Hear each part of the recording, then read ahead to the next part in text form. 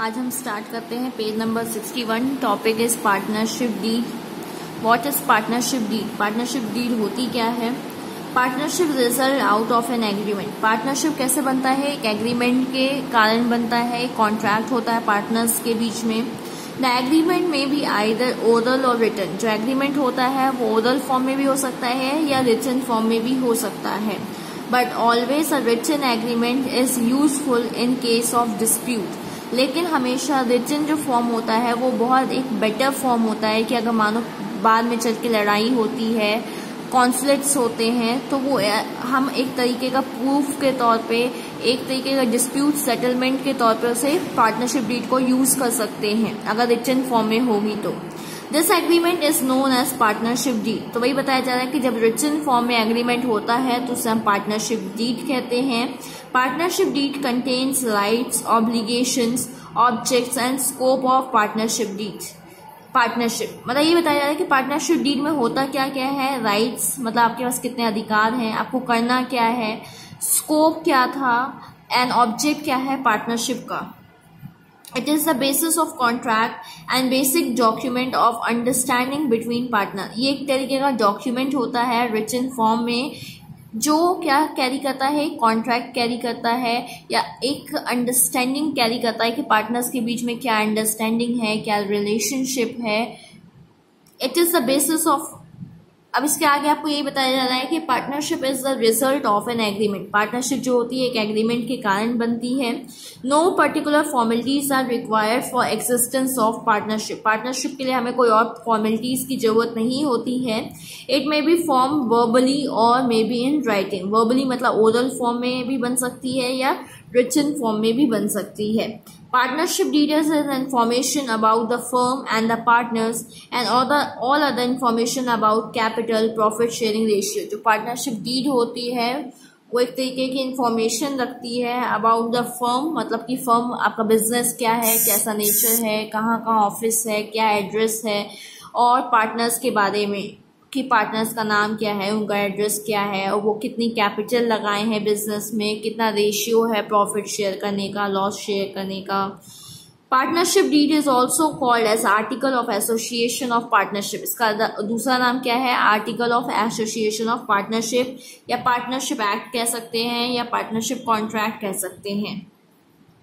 We may define partnership deed as an agreement between two or more persons in writing, duly stamped and registered between the persons to enter into and form a partnership firm। तो यही बताया जा रहा है कि एक तरीके का एग्रीमेंट होता है दो या दो से ज़्यादा लोगों के बीच में, रिटन फॉर्म में होता है, प्रॉपरली स्टैम्प होता है, रजिस्टर होता है, और एक इम्पॉर्टेंट डॉक्यूमेंट होता है पार्टनरशिप फर्म का।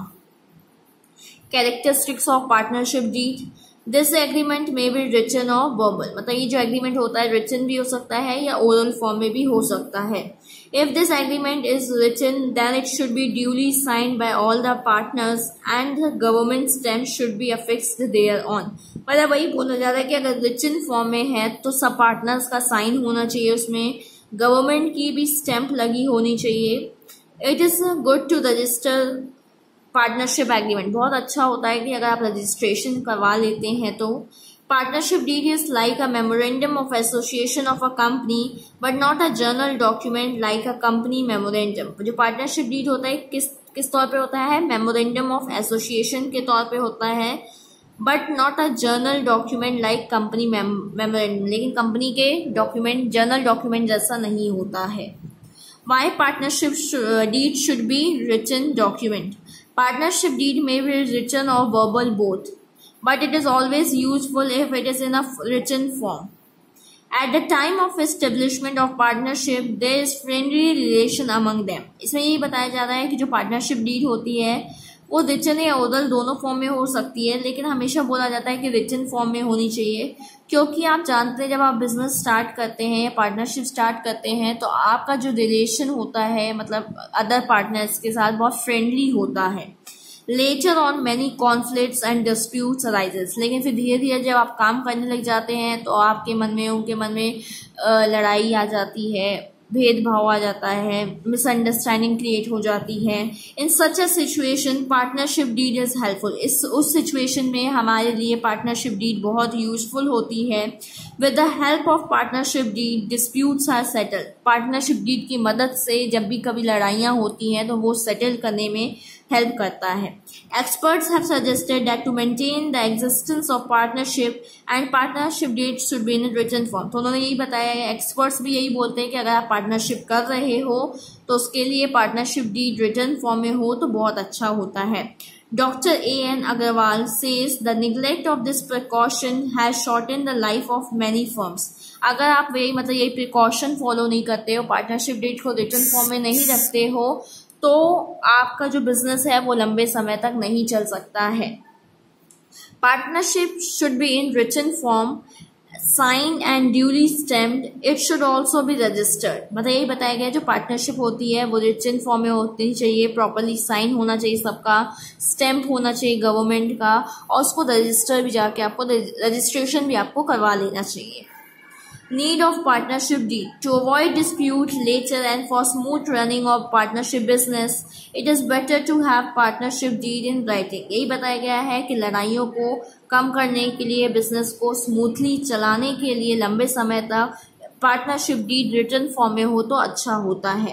It specified rights and duties of the partners and details about running of the business. इसमें यही बताया गया है कि पार्टनर्स के क्या राइट्स होते हैं, क्या ड्यूटीज है, मतलब पार्टनर्स को करना क्या है फर्म के अंदर, पूरा डिटेल मेंशन होता है कि बिजनेस में क्या होगा, कैसे होगा। Without a written agreement there may be disputes and quarrels among partners. इसमें यही बताया गया कि अगर रिटन फॉर्म में नहीं होगा तो पार्टनर्स के बीच में लड़ाइयाँ होंगी।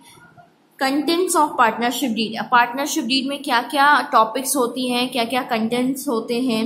The partnership deed usually contains the following clauses governing the relationship and conduct of business of partners। इसमें clauses होते हैं, rules and regulations होते हैं कि एक पार्टनरशिप में पार्टनर्स के बीच में क्या रिलेशन होगा, क्या करेंगे वो लोग, कैसे बिजनेस करेंगे। पहला पॉइंट दिया है name and address of the firm. The deed is written in the form of an agreement. The detail particulars and address of the firm is written. मतलब इसमें यही बताया जा रहा है कि फर्म कहाँ पे है, उसका नेम, पूरा एड्रेस लिखा जाता है। Selection of name require special attention. मतलब आपको जब नाम सेलेक्ट करना होता है तो आपको बहुत ध्यान से अपना फर्म का नाम रखना होता है। Firm's name should not be similar to the same of other firm. वही बताया जाता है कि जो फर्म का नाम होता है वो किसी और से मैच नहीं होना चाहिए, सेम नहीं होना चाहिए। Prohibited words should not be used. मतलब जो वर्ड्स, मतलब आपको एक्ट दिया गया है उसके अंदर बोला गया है कि ये वर्ड्स आप यूज नहीं कर सकते हो, तो वो वाले वर्ड्स भी यूज नहीं करने चाहिए। अब आते हैं नेक्स्ट पेज में, page number 62। Name and address of partners. The detailed particulars of all the partners' name, father's name, residential address, status, profession should be properly written and any change should be properly altered in the deed from time to time. इसमें यही बताया जा रहा है कि आपको partners के पूरे नाम लिखने चाहिए, कितने पार्टनर्स हैं, क्या क्या नाम है, कहाँ रहते हैं, उनके फादर का नाम, उनका प्रोफेशन मतलब क्वालिफिकेशन क्या क्या, मतलब कि क्या कौन कौन सी डिग्री है उनके पास। और अगर कोई चेंजेस आते हैं, मानो कोई पार्टनर छोड़ के जा रहा है या कोई कुछ भी आप अगर चेंज करते हो तो आपको रजिस्ट्रार के पास जाके तुरंत जाके आपको उसको चेंज कराना चाहिए समय से समय, मतलब जो भी आप चेंजेस करते हो। Nature and area of business. The area of business should be clearly mentioned. It means whether the business will be local, provincial, national, international basis. Similarly, the type of business should also be clearly mentioned. मतलब आपको business का nature, मतलब कौन से type का business कर रहे हो, state level में कर रहे हो, national level में कर रहे हो, international level पे कर रहे हो, क्या काम कर रहे हो, कौन से product या service sale कर रहे हो। Duration of the firm. Although everybody wants to run the business activity for unlimited period, yet if they wish, they can mention the period of partnership. After the expiry of this period, the contract of subsequent periods can be done. तो इसमें यही बताया जा रहा है कि जो भी बिजनेस लोग करते हैं तो वो यही चाहते हैं कि बहुत लंबे समय तक चले। बट अगर आपके मन में है कि आप 10 साल चलाना चाहते हो तो आप मेंशन कर सकते हो, 5 साल चलाना चाहते हो तो वो भी आप लिख सकते हो कॉन्ट्रैक्ट में। capital of partners, a specific provision of the amount of capital invested by each partner should be written in the partnership deed. इसमें यही बताया गया है कि कितनी कैपिटल कौन कौन पार्टनर लगा रहा है वो भी मेंशन होना चाहिए. Profit sharing ratio, the profit sharing ratio has to be equal if there is no agreement to the contrary. अगर आपके बीच में कोई एग्रीमेंट नहीं है, पार्टनरशिप डीड नहीं है, तो प्रॉफिट कैसे बढ़ता है? इक्वली बढ़ता है. It is not in proportion to the capital contribution. The partners can decide profit sharing ratio mutually also. फिर यही बताया गया है कि प्रॉफिट शेयरिंग रेशियो आप म्यूचुअली मतलब आप कुछ भी रख सकते हो जिसमें सब सहमत हो. Interest on loan of partners. The rate of interest on loan of partners should be determined so that no dispute may be arising in future. मतलब interest on loan of partners, मतलब अगर पार्टनर्स आपको bank मतलब आपको कुछ पैसा दे रहे हैं कैपिटल के अलावा लोन के तौर पे, तो उनको उस पर इंटरेस्ट देना चाहिए क्योंकि बाद में जिससे जाके लड़ाइयाँ ना हो. सैलरी ऑफ कमीशन और remuneration. Partners are not expected to receive any benefits from the firm expect their share in profit. मतलब ये बताया जा रहा है कि इनको अदर कुछ नहीं दिया जाता, सिर्फ प्रॉफिट में शेयर दिया जाता है. In agreement, especially the amount of salary, commission or any type of remuneration to be paid to a particular partner or to all it's mentioned. मतलब ये बताया जा रहा है कि अगर कुछ अलग से आप सैलरी दे रहे हो, कमीशन दे रहे हो, रेम्यूनरेशन दे रहे हो, तो वो भी आप मेंशन कर सकते हो. फिर आता है arrangement of auditing. The method and technique of maintenance of account should be mention in writing. बताइए जा रहा है कि आपके अकाउंट्स कैसे मेंटेन किए जाते हैं, ऑडिटिंग कैसी होती है, वो भी आपको लिखना पड़ेगा. Side by side a proper arrangement of auditing should be made. मतलब ये बताया है कि ऑडिटिंग कब होती है. ऑडिटिंग मीन्स आपके अकाउंट्स वगैरह चेक करने के लिए सीए आते हैं, देखते हैं कि आपने कैसे अपने रिकॉर्ड्स वगैरह मेंटेन किया है.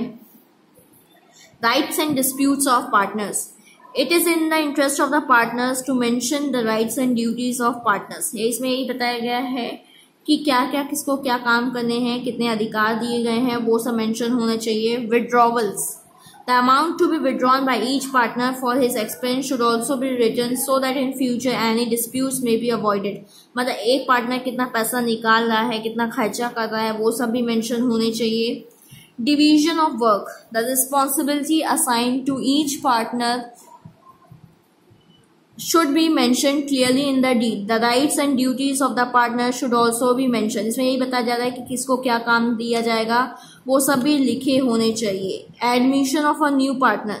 The condition of admission of a new partner should be clearly mentioned. मतलब किसको क्या काम करना है, कब कौन सा नया पार्टनर आएगा, उसकी गुडविल को कैसे कैलकुलेट करना है, वो सब भी हमें मेंशन करना चाहिए. Retirement of an old partner. Rules to be followed at the time of retirement of an old partner should be clearly mentioned in the partnership deed. मतलब अगर ओल्ड पार्टनर कोई रिटायर हो रहा है तो उसके जाने के टाइम में हमें क्या करना है, कैसे उसको कैपिटल देनी, प्रॉफिट देना है, वो सब भी आपको प्रॉपरली मेंशन करना चाहिए. Arrangement on the death of a partner. In case of any partner expires, method of calculation and payment to the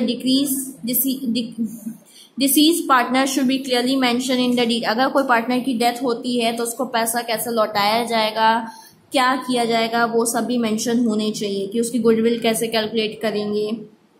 termination.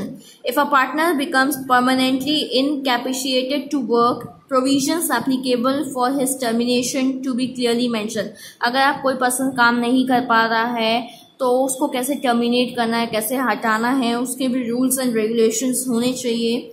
Goodwill of the firm. Goodwill of the firm either at the time of admission, retirement or death of a partner or at time of dissolution the firm should be mentioned. तो वही बताया जा रहा है कि goodwill को कैसे calculate करना है जब एक नया पार्टनर आता है, कोई पार्टनर छोड़ के जा रहा है या फर्म बंद हो रही है. They should submit the formula on the basis of computation of goodwill. आप गुडविल को कौन से मेथड से कैलकुलेट कर रहे हो, आप अपने 12th क्लास में पढ़ोगे कि गुडविल को हम कौन कौन से मेथड से कैलकुलेट करते हैं. So that the future disputes में बी अवॉइडेड, जिससे फ्यूचर में जाके लड़ाइयाँ ना हो. Distribution of insurance amount.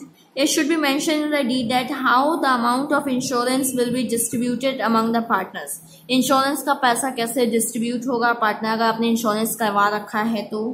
Dissolution of partnership. What will be the method of dissolution. हम मतलब अपनी फर्म को कैसे बंद करेंगे. Partnership Act clearly mention the procedure of dissolution. The method of dissolution should be clearly mentioned in the partnership deed. Partnership deed में method mention होना चाहिए कि हम पार्टनरशिप को कैसे बंद करेंगे. नेक्स्ट पेज में आते हैं. Operation of bank account. Since every partner is entitled to act as an agent of the firm, he may claim to exercise his right in operation of bank account. However, they may specifically delegate their powers to other partners for the purpose, and the norms of operation of accounts can also be framed by them. तो इसमें यही बताया जा रहा है कि कौन सा पार्टनर बैंक अकाउंट को मेंटेन कैसे देखेगा. सभी पार्टनर बैंक अकाउंट में जा सकते हैं, सबका सिग्नेचर चल सकता है कि नहीं चल सकता है. तो उसमें वही रूल्स एंड रेगुलेशन दिए रहते हैं relating to operating bank account.